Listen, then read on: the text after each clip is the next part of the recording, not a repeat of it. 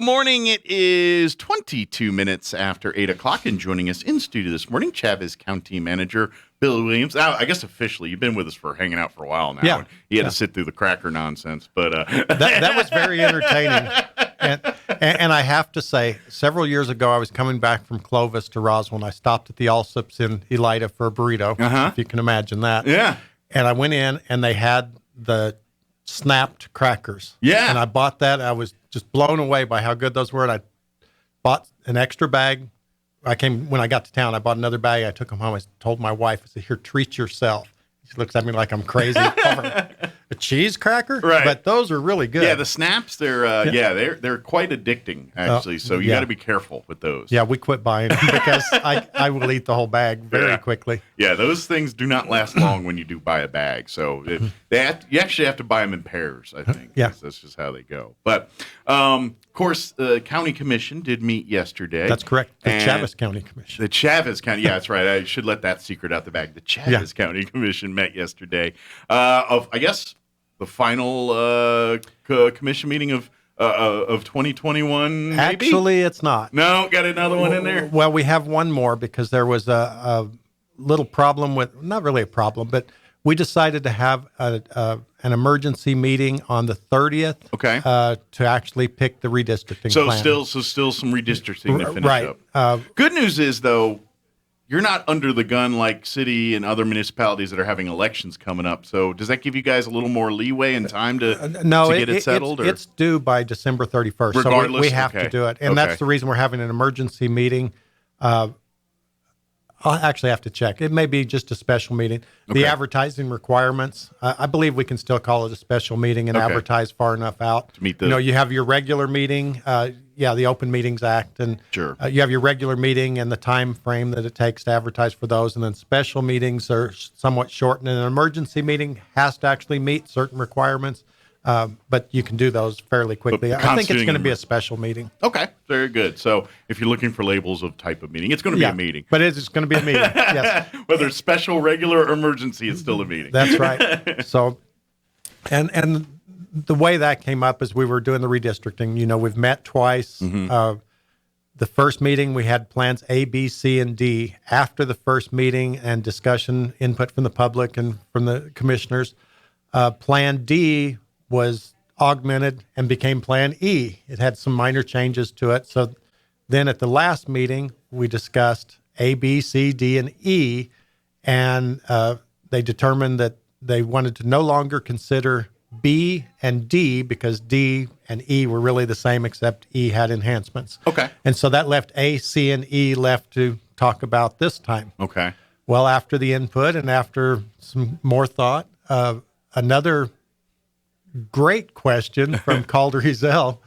Commissioner Ezel says, what would happen if we left the districts exactly like they are? And it's like, I kicked myself. It's like, why didn't I think of that? We feel like we got to change it to maps. change it. It's like, well, and he and Commissioner Bilberry, it's like, if it ain't broke, don't fix it. And that's what I was about to say. Have you guys seen any population shifts in the county where it warrants a major move in some of these lines? There are some changes, of course, in the population, and it's very important that keep the demographic correct so that you have the appropriate percentage of Hispanics, for instance, in an area or other groups.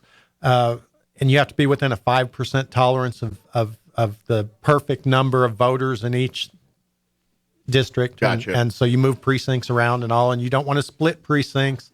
Half of it's in this district and half's over there. You don't want the guy next door. Or checkerboard, our county. We can't do that, or it doesn't make sense to do that. You want something that's got some kind of flow to it. After that question was asked, we said, we definitely need to take a look at what the current situation is. Because maybe we're already within. I mean, we've been happy with that for 10 years. The community seems to be happy with it. So maybe we need to take a look at it. Okay. So we requested to take a look at those maps and the demographic information. Yesterday, the commissioners came forward and they suggested the existing, because they did talk with our demographer. Okay. They suggested the existing with moving only one precinct into a new district, but we had none of the numbers. We failed to communicate, I guess. Gotcha. And anyway, a minor problem, but we felt like it was better to get the maps out to the community. Gotcha. And make sure everyone got a good look at those. So the theory of that one was put together, but it wasn't officially drawn up, I guess. It wasn't officially drawn up. Gotcha. And we wouldn't have to do that, but our commissioners believe that, they want it to be a clear and transparent thing. Absolutely. And actually, we had a member of our community who is an expert on this. His name is Frank Sanchez. He's been involved in these for decades. Okay. I mean, every time a census comes up, he has. So his opinion been very weight. involved, and he commented, he'd like to see the demographic information. He said, and up to this point, you guys have been very clear and transparent. And if there's no map, I just don't feel like that's good. And the commissioners agreed with him. We want to be sure that we get that out. I should have the new map. Hopefully this afternoon we'll get it on the website. We printed great big posters in the county rotunda. When you walk in, there's maps all over. And unless you know what you're looking at, what in the heck is this? But people can generally go to their district and they can see what they need to see. But if you start trying to look at them all, it just, starts blurring the eyes together and everything. Very blurry. So we are going to have another meeting at the end of the month. So in essence, that meeting on the 30th, come hell or high water, you guys have a plan, basically. We will, yeah. Gotcha. And yesterday they probably could have, but they just felt like it's real important to be transparent. And we're fortunate that we have our elected officials that want to be that way. Well, and that's and we've talked about this before, but government does never move fast. It never does. But the best you can hope for is to get it right. And so that's what they're doing here. Right. It's like, hey, we're going to use every minute here that we have to make sure that we do this right. And like I said, with the plans in place, but in order to make sure everyone has an opportunity to see it, absorb it, take it in, and decide whether they want to do that or not, this is the way to do that. Right. So. And they're just very considerate that way. Sure. They don't do anything behind closed doors. They bring it out in the public and let everyone see what's going on. And that's how government should work. And when it comes to elected officials. Why can't it work that way all the way to Washington? Absolutely. Wouldn't that be great? Well, I think a lot of confusion would happen. That's we get so locked into our what our parties want, what everything else wants, and we forget the common sense in the room, and that kind of like that almost sounds like a little bit of that happened at the commission. I mean, everyone's like, well, we got to move the maps, and everyone's like, wait a minute, what's wrong with the old ones? Well, and you're like, I don't know. Let's look. And thank goodness the commissioners thought of that. And like I say, I kicked myself. Why didn't I request that? We got those maps. We just automatically assume, well, we got to move something, and then we're like, boy, maybe we don't. Let's maybe look at we the don't. numbers. And it seems like that may be a very minor change, and keep it just like it is. Sure, so absolutely. That's a great deal. We're real happy Good. with that. So it might all come out in the wash here at the end. So. I hope so. Good deal. And we also had an amended agenda. I don't know if you follow our agenda online, but we have to post our agenda just like we have to advertise that the regular meeting's coming up in order to meet the Open Meetings Act. Well, we have to have our agenda in place and show it. But there are provisions where if there's an emergency, you can amend it at the last minute, which we did. Which you had to do. Our agenda is published by Friday, the week before the commission meeting, to make sure that the agenda is out at least 72 hours before the meeting so people can take a look at it and know what we're going to discuss. So come Monday morning, we got our agenda all done timely last week, and it takes a lot of people a lot of work to get the agenda put together because there's a lot of moving parts. Sure. All these different things, different departments have to work together. Everybody's got what they want to do it, and they got to somehow wrangle and organize that into one cohesive agenda. And we send that to Glenna Reed, who's our administrator there in the front. She puts together our agenda and makes sure it gets sent out to the mailing list, gets put on the website. I mean, she sends it to IT. She doesn't actually put it on, but we make sure it gets on our Facebook page. All those things have to happen. Mm-hmm. And she does a great job of collecting everything and being the bad guy. I need that stuff by Wednesday, later than Wednesday, so I have time to put this together. The wrangler.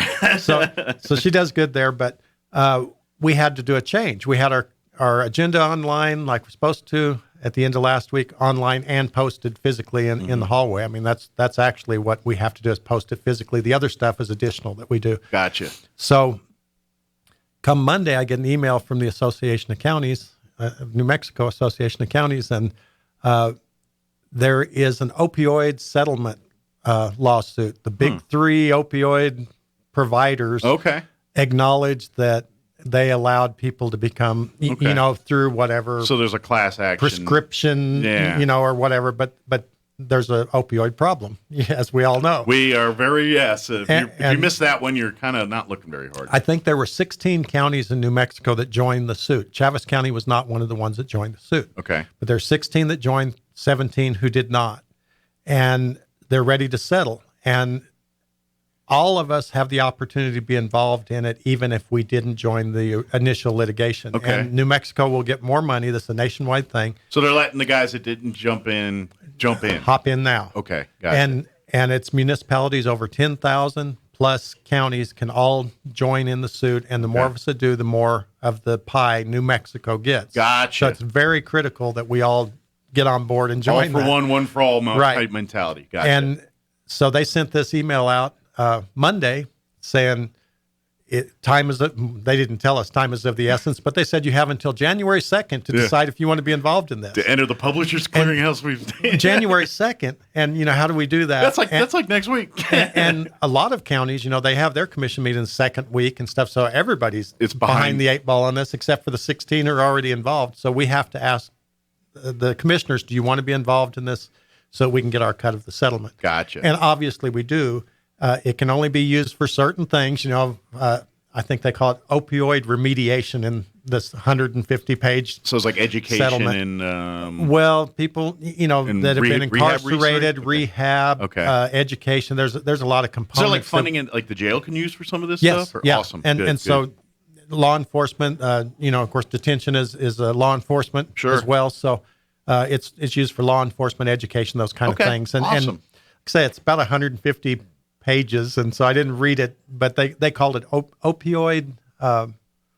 Whatever I just said, I can't remember. Whatever. Yeah, it was something. So anyway, we want to be a part of that, and so we amended our agenda and put that on as an emergency action item. Okay. And then when we found out that we were going to have a special meeting, our attorney came up to me and whispers. He says, "Now that you need to drop agenda item number 9, because now it's not crucial that you do it at this meeting. You can advertise it appropriately." Okay. Which was very interesting.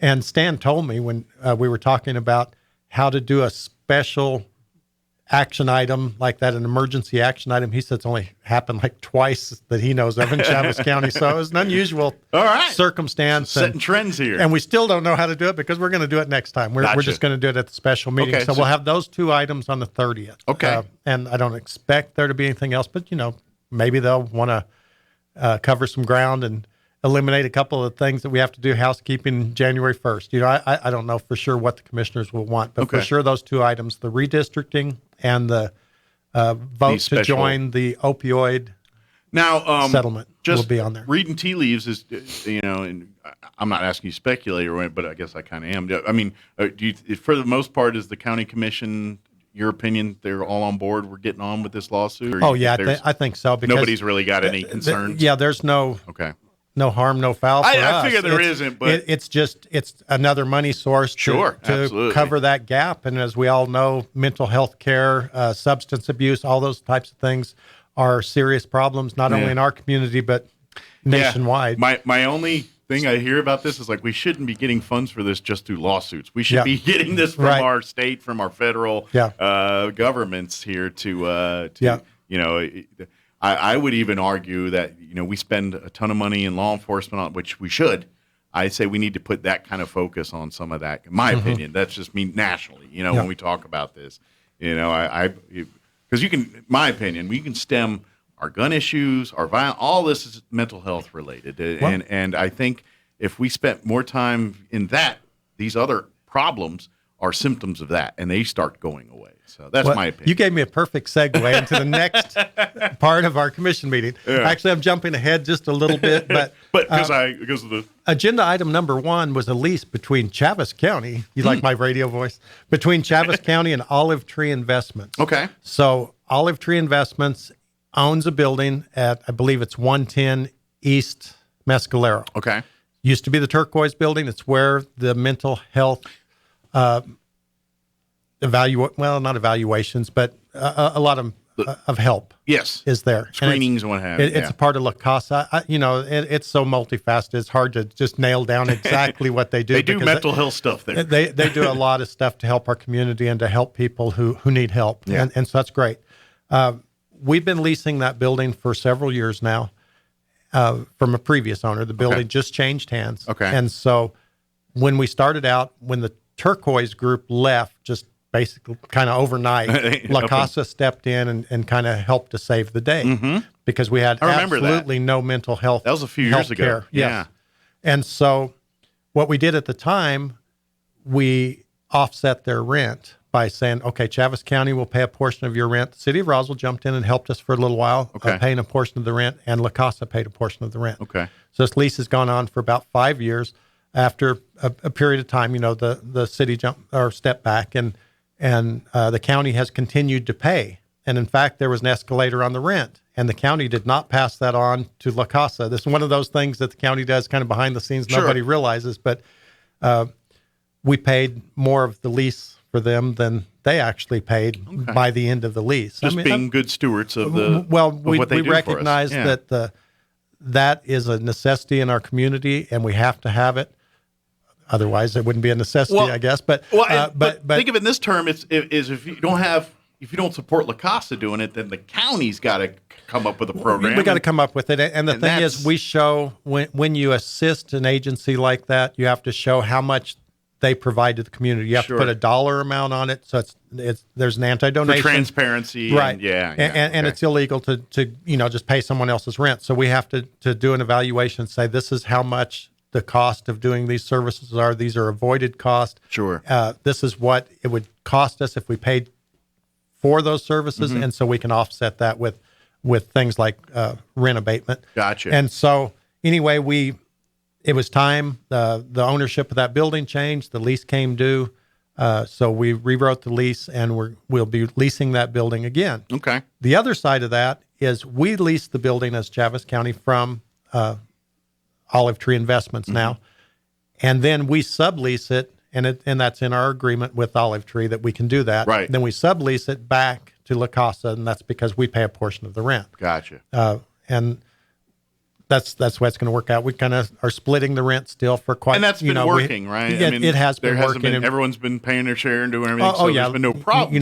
They've done that, and of course we feel like that allows us to help with the mental health, substance abuse problems that we have in the community. Relationships work well. Let's keep it going. There's nothing. Again, if it's not broke, let's not try to change it here. So that was the first two agenda items that we did. First thing we did yesterday actually is we had longevity awards for our employees. Anyone that's been there at least 5 years, 10 years, 15 years, 20 years. We even had one gentleman that's been there for 25 years. And I would say you probably have quite a few people that fall in these categories because you just. That's the thing. You get some great people, and once they get into the county, it's a job and everything, but it really is got a family. We have really good benefits. Yeah. That's the thing. Sure. There are places where you can go and drive a truck and make more money than you can driving a truck at the road department. However, you're not going to have retirement. You're not going to have all the holidays. The sick leave, all the things that a life to we live get. sometimes. So you put the package together in the county is really a good place to work. So if you're interested in a job, come look at the county. We have lots of jobs that come and go and get your foot in the door and stay there 25 years. Like I'm going to mention him by name. I'm going to do a shout out to Jim Hickman. Awesome. He's 25 years at Chaves County. Nice. What department was he in? He works in the road department. Okay. And actually, my dad used to work at the road department, and Jim worked for my dad. And so Jim deserves a pat on the back. My dad was not the easiest guy to work for. Oh, so you and him have something in common. You're both under the tutelage of your father there. That's cool. Anyway, Jim did a good job. We had some others, and I'm sorry I don't remember them all. I remember Dan Copeland. Got 20 years awarded, and he's a young guy. That's like, dang. He come right out. I wish I'd been that smart. Well, a couple of years out of school, but I mean, he certainly has a lot of years left. Sure. So that's good. So we did that first thing, and I want to, all of those guys are doing a great job, and it was just a really neat thing. We do that twice a year. We do it in July, and we do it in December. Depends on what their hire date is. So has he got another 20 in him now? So he's a young guy. Is he going to do another 20? I don't know. We'll see. I hope so. He's probably like, shut that dude up.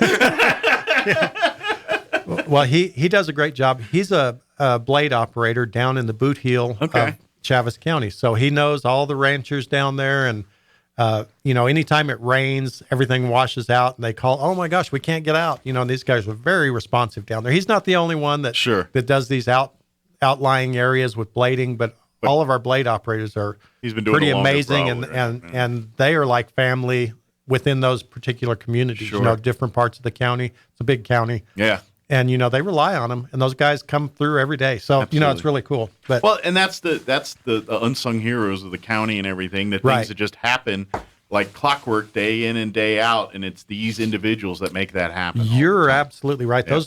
That we have so many hardworking people that never get the recognition that they deserve. And so I'm glad we got an opportunity to talk about them. By the way, too, like you're mentioning jobs here, this is, if you're serious about starting a family and establishing that foundation, that's a career with the county can do that. Because like Bill's saying, it's okay, maybe they can't match dollar for dollar with oil companies and various other things, but one thing they can trade off is that stability, is that you get, you've got a set schedule, you get holidays off. Oh, by the way, you got a retirement plan, you got health care benefits for you. Excellent. And so the county's health benefits for a family are some of the best in the industry. That's just what it is out there. So you're getting that side. And then, of course, your retirement plan and everything else.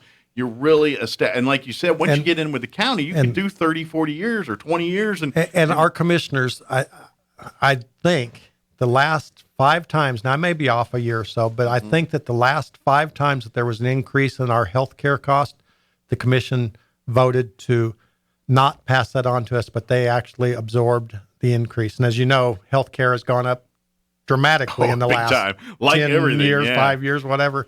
So they take really good care. They also contribute a little more to the retirement than most government agencies do.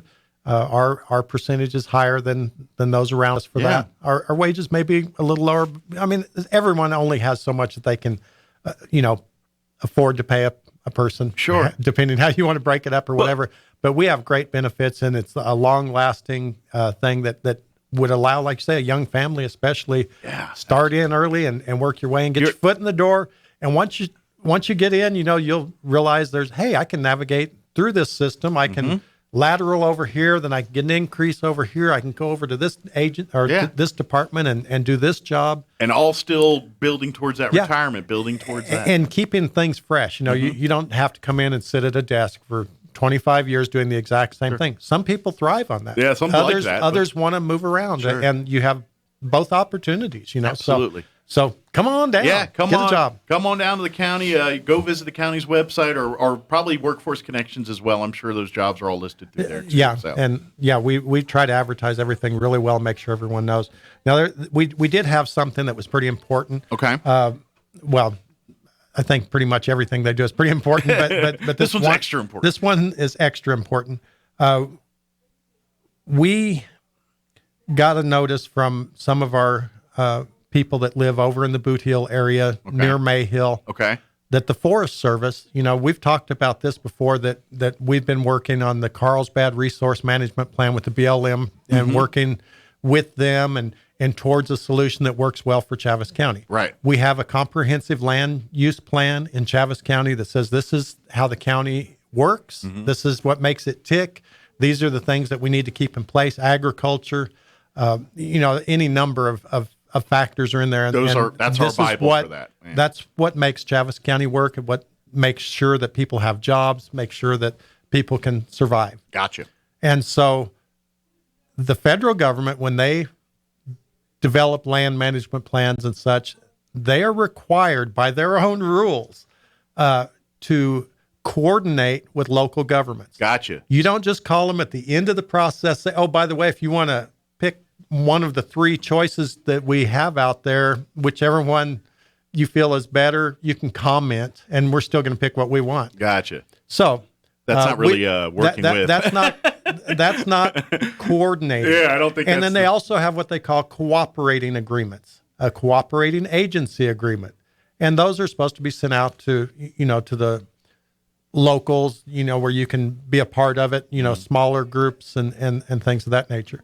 So as I've said, we've talked Carlsbad Resource Management Plan several times, and it's been in the process for many years now, because we're making sure that we keep it going in a manner that works for Chaves County. Gotcha. And then the ultimate plan has to be approved by Congress. So, okay. So anyway, we've been doing that diligently for several years. We've had some fights. We've had some things that have gone well. And it's not the local people, that do that. They're here doing their jobs. It's a lot of times the federal agencies kind of overexert themselves. So we've been doing this for years. Then we get a call about 3 weeks ago. One of the commissioners got a call. Commissioner Bill Berry, I believe, is the one that alerted me to it. We have some people over near Mayhill, and the Forest Service is fixing to take over their grazing allotments and make this wilderness area. What? Wow. We haven't heard about this. A little Gestapo-y here. So we went to an emergency meeting. Commissioner Bill Berry, we have a consultant that helps us on these things, and she's worked with us for years. Her name is Margaret Byfield, American Stewards for Liberty. She came and spoke at the 30 by 30 meeting that we had to let people know about that. Okay. She's helped us with the BLM fight, the overreach of the Fish and Wildlife and protecting a lizard rather than taking care of the oil field, the bread and butter. There's a lot of those little fights. Yeah. So anyway, the three of us went to an emergency meeting that they had, a special meeting that they had in Otero County. They asked for our assistance because the Lincoln National Forest, while we've been doing all this other stuff, has been doing their land management plan for the next 10 to 15 years. So that's the Sacramento District, the Lincoln District, the Guadalupe District, I think, are all in the Lincoln National Forest. Gotcha. They reach over into Chaves County. The Guadalupe does, and the Lincoln may also. The Guadalupe District does, and the Sacramento District does. Okay. And they have provisions for that to be a wilderness area. So I immediately sent a letter to them saying, we're hearing that you guys are planning to do something in Chaves County, and you didn't even mention it to us. Yeah. And they said, well, we sent you an email in 2019, and you can comment. We're going to do you a solid. We'll extend the comment period. It's actually closed, but we'll give you till the 15th to comment on this. And then they sent me 1,000 pages of stuff that you're supposed to read and be able to comment on within a couple of days. That's federal government action right there, boy. So we went to an emergency meeting in Otero County. We talk to them about the fights that we've had and understand how we do it. And again, Ms. Byfield is a great asset. She understands this. Their family ranch was actually taken away from them by the federal government. And so she has devoted her life to knowing how this process works and making sure that they comply with this process. Nice. And so it's personal for her. We went over and listened to what's going on. We did get our comments in a timely manner. We did send a letter to the Forest Service. We also passed a resolution yesterday opposing the Lincoln National Forest management plan, and because it's got wilderness areas. The BLM plan had these same areas. They called them lands with wilderness characteristics. That is a lower, I guess, rating than wilderness. Once it's a full-blown wilderness, and lands with wilderness characteristics, it's close, but it's not the same. We've argued the whole time that 50 years ago, I believe it was 1974, that they assessed all the lands in the United States for wilderness characteristics, and the ones that met those characteristics became wilderness. Okay. And our question has been all along, what has made these areas more pristine in the last 50 years? You've now got a community water supply going through it. You've got overhead power lines. You've got buried utilities. You've got cable, other improvements, fences. And that's exactly what's going on in these cattle allotments. And it just seems like a land grab. We're trying to take this stuff over. And not only that, we're doing it without your knowledge. There were no public meetings in Chaves County other than an email that they supposedly sent in 2019. And they responded back to me, well, we're close to the end of the process. Normally, we would ask you to comment sooner. And they allowed us to, we could become a cooperating agency. Well, cooperation and coordination are two totally different things, and they're required by law to do it. So I know their environmental impact statement should have taken into account the Chaves County land use plan and said, this is what they want to do, but we think we want to do this, or we're going to do this, and it's going to parallel or oppose or whatever. Now, they didn't even take our plan into account. So, I mean, the resolution, everything, commission did all that yesterday.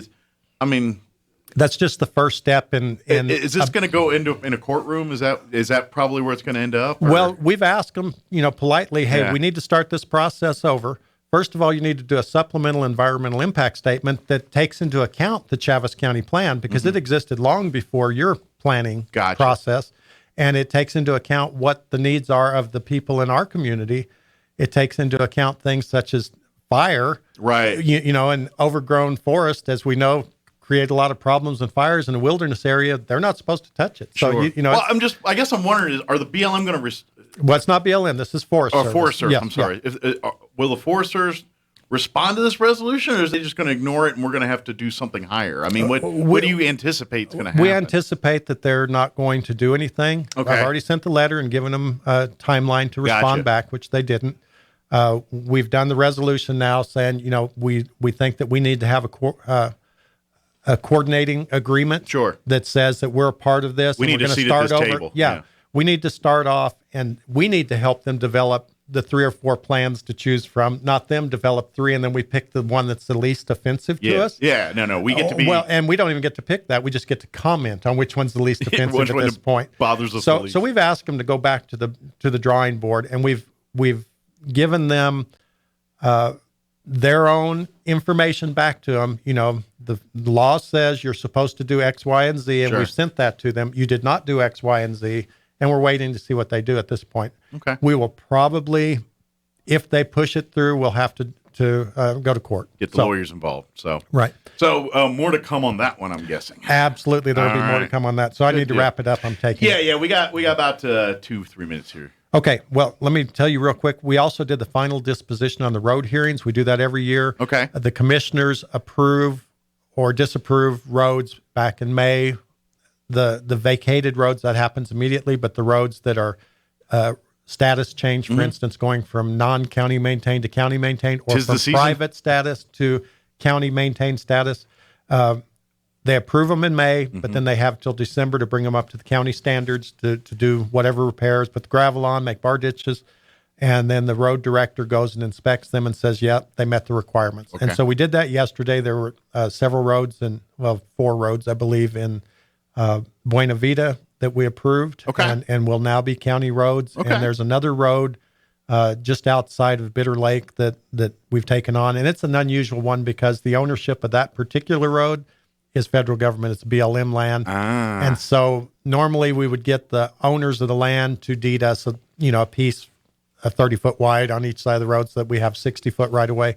Well, the federal government doesn't work that way, so we've been actually working for almost a year now to get the right-of-way paperwork done so that we can utilize that as a road. Okay. The people came through, they did their part, they got it up to standards. It's good. Good. Along with that, when we do that in December, we also do our road hearing schedule, publish that. So we'll let people know when they can pick up their applications, when it opens, when it closes. That's probably the most important thing to know right now. Sure. If you're interested in changing the status of your road, if you want a road vacated or closed, if you want a non-county maintained road to become county maintained road, or if you have a private road that you want the county to take over, the applications are available. I believe it's December 27th, and the closing date is February 4th. We only do it one time a year. So gotcha. It's your window. This is your window to get your application, get it in, and then the process takes several months. And we'll keep you posted as that goes. But that was something important that happened. And we had a couple other minor things, but we can talk about those later. Yeah, nothing, groundbreaking or very good. Nothing is earth shattering as the other things on there. Very good. Of course, folks, don't forget you can always go back and watch them. The Facebook page, the Chaves County Facebook page, they had the video feeds of the commission meetings. You can just go down the wall there and find them. Of course, those meetings are always open to the public here. And then, of course, your next meeting will be on the 30th at December the 30th at 9 o'clock. at special Chaves County. meeting or Special whatever meeting. you want to call it Yep. officially. Yep. But what Believe time it'll is be a that? special. What time is that meeting on? At 9 a.m. 9 a.m. And of course, Yep. that's at the commission chambers there at the county admin Right. building. Public is invited to sit in attendance. for Encouraged that. to And attend. encouraged, You know, we absolutely. really like to see people there. Absolutely. That's government work. You want to see Right. what's happening. You want to see how things happen, how the sausage is made. That's where it's made. So awesome. Well, if maybe we can get you on right after the new year, after that special meeting, and if there's any highlights from that one we need to Sure, let the yeah, public we know can tell about. you how we determine the redistricting. You know, that'll be important. And we'll talk maybe a little bit more about the opioid settlement. Yeah. That's harder to say than I thought. Opioid settlement. Find the status on that. Very good. Right. We'll pick a date after the show. Great. Or after the deal here.